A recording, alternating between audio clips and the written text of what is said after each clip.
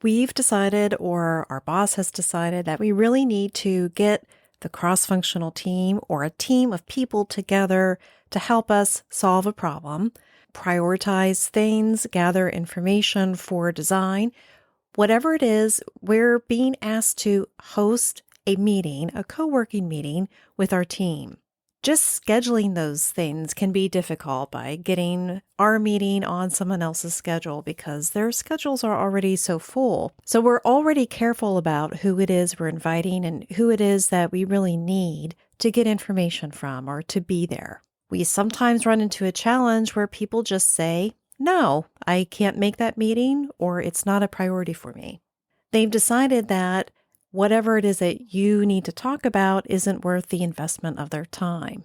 But you really feel like they need to contribute to whatever decision is being made or whatever information is being gathered, or they need to attend to be able to gain a better understanding of what it is you're all talking about. What is really happening here, and what are some of the things that you can do today to invest in the bank of goodwill for tomorrow, for the next time, so you don't get a no, you instead get a yes. More about all this after the brief introduction. Hello, and welcome to Quality During Design, the place to use quality thinking to create products others love for less. I'm your host, DIANNA. I'm a senior level quality professional and engineer with over 20 years of experience in manufacturing and design. I consult with businesses and coach individuals in how to apply quality during design to their processes. Listen in and then join us. Visit qualityduringdesign.com. On social and in print, I read and digest the things that Dorie Clark puts out. Now, Dorie Clark is a business professor and an author.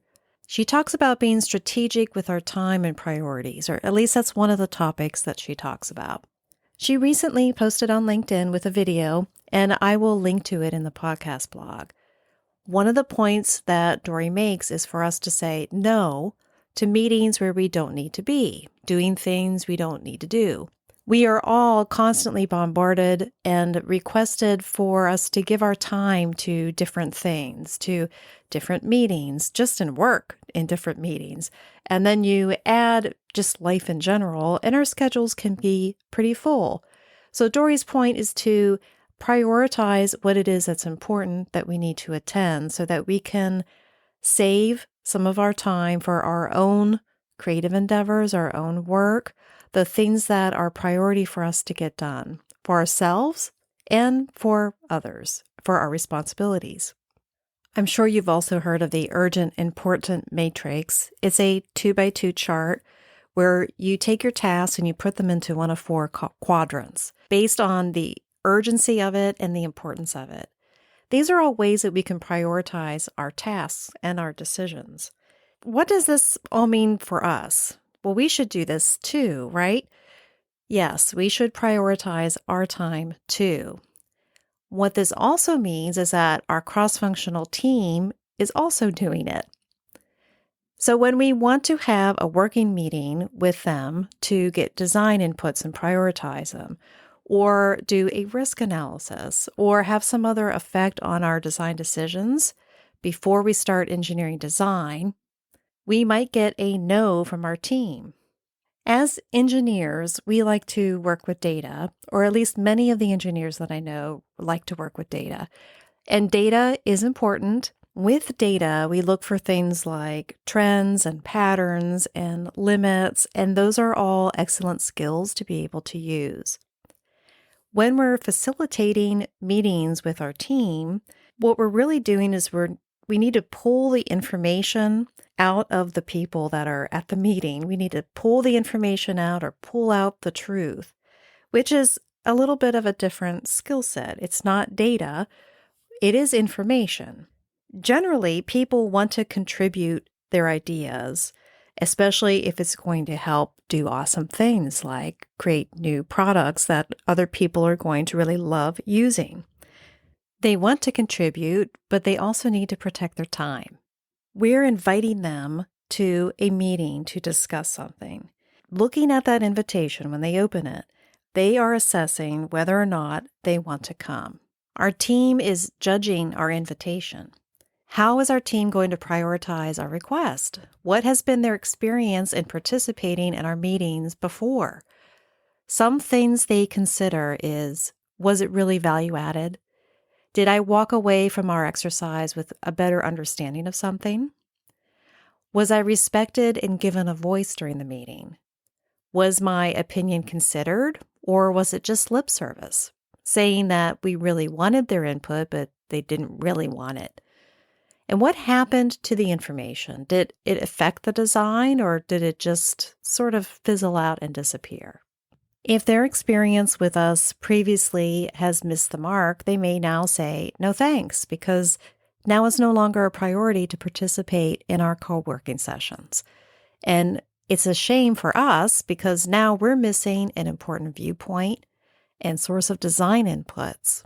We'll get less friction about these kind of requests to work with our cross-functional team if we take the approach that in that moment, in that co-working session, and the invitations that precede it, and the follow-up that we do afterwards, we take the mindset that in all of those interactions, they are our customer. If you're the leader of that co-working session and you're the one that is driving the analysis or driving the information gathering, then they are your customers for that co-working session. If you think about it, we have these kind of meetings with our actual customers, our business's customers, whoever is going to be potentially using our new product at the end. We wouldn't be so laissez-faire about a meeting with our customer, right? We would want to put our best foot forward. We would want to plan ahead, and we would be respectful of their time. It's that sort of care and attention that really our cross-functional team deserves.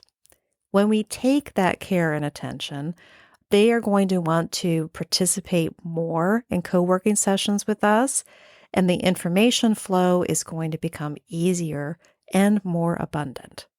So the mindset that we can take when we're setting up these co-work sessions is that my cross-functional team are my customers, and I'm asking them for information, and we're going to be making some decisions about it together. What does this mean for when you're actually planning out a facilitated meeting? It's really about taking care and being respectful. For one, we want to be prepared. We want to be prepared with the information that they may want to see as far as the scope and background of the meeting or whatever it is we're discussing. We want to have supplies, and we want to have a plan for how we're going to do some co-work. We want to own the meeting, so we're going to facilitate and guide the team, like a museum curator is guiding a group of people through a museum. We want to guide our team through this process. We want to make it easy for them to participate. We're going to start on time and end on time or end early. And this is part of respecting other people's times and schedules. We want to allow time for proper co-work session closure. So at the end of the meeting, we don't want to use up the whole meeting time for just information gathering. We need to leave a little bit of time at the end for the normal teamwork stuff. Agreeing on action items. Allowing time to collect notes before you have to give up the meeting space. And then doing any kind of meeting evaluations. If you're consistently meeting with a team and you decide together that you want to do it better, maybe you've instituted a meeting evaluation form where you decide you want to be better at being more efficient or effective with your meetings. We need to make sure that we leave enough time at the end of our meetings to be able to do those things. After the meeting, we definitely want to follow up. Not just, hey, thanks for attending my meeting, but actually showing how the results of the meeting are tied to the design inputs or to the risk analysis. Those are all ways that we can treat our co-work teammates as customers of this co-working sessions that we're scheduling. This puts them sort of at the forefront of keeping them happy, while at the same time allowing us to gather the information from them. Now, it's not like we have to treat our teammates with kid gloves or anything like that, but it's just being conscientious of them, their ideas, and their time, which will go a long way in the end toward getting that yes when they get the invitation. The other thing that is going to help you get that yes is being consistent. If you are consistent with these sort of things, with being prepared, making it easy for them during the meeting, being respectful for their time, and actually following up and following through at the end, if you are consistent with those things, then people are going to trust you with their time. And you'll more likely get yeses when you send out those invitations for those co-working sessions. One of the things that I do to be consistent is I follow a model of co-working teamwork, which is ADEPT. That's an acronym for align, discover, examine, prioritize, and teamwork. Within every co-working meeting that I do, I make sure that I am prepared to take all those steps, and those are the steps that I take to help my team and to help me achieve that kind of a mindset and to be consistent with my team. Is it a rigid format? No. It's an internal checklist and repeatable framework that I use to help me. I'll link to more about this ADEPT method in the podcast blog. So what's today's insight to action? When we want our teammates to say yes to our meeting, to prioritize our meeting over other things, to start, we may need to prove ourselves a little bit. We may need to show them ahead of time in the invitation that we're prepared and that we're going to own the meeting and facilitate it for them. After the meeting, we're going to make sure that we follow up and follow through and provide some sort of value out of the meeting. We don't just have a meeting for meeting's sake, but we moved something forward. We moved the needle. We made a decision. Or the information we gathered is being used here. When you combine these two things, your teammates are going to see that you really do respect their time and their opinions, and they're going to be more willing to say yes more often, which will help you to design great products for your business's customers. Please visit the podcast blog at qualityduringdesign.com. I'll include additional links that tie into this topic. While you're there, scroll to the bottom of the podcast blog and sign up for the weekly newsletter. Every Friday, I send out information either about this podcast or other recommended readings and things that I find in the news. I also ask the community some questions and ask for feedback, or provide opportunities for special downloads that you don't otherwise get. You get access to all of that when you subscribe. This has been a production of DIANNA Enterprises. Thanks for listening.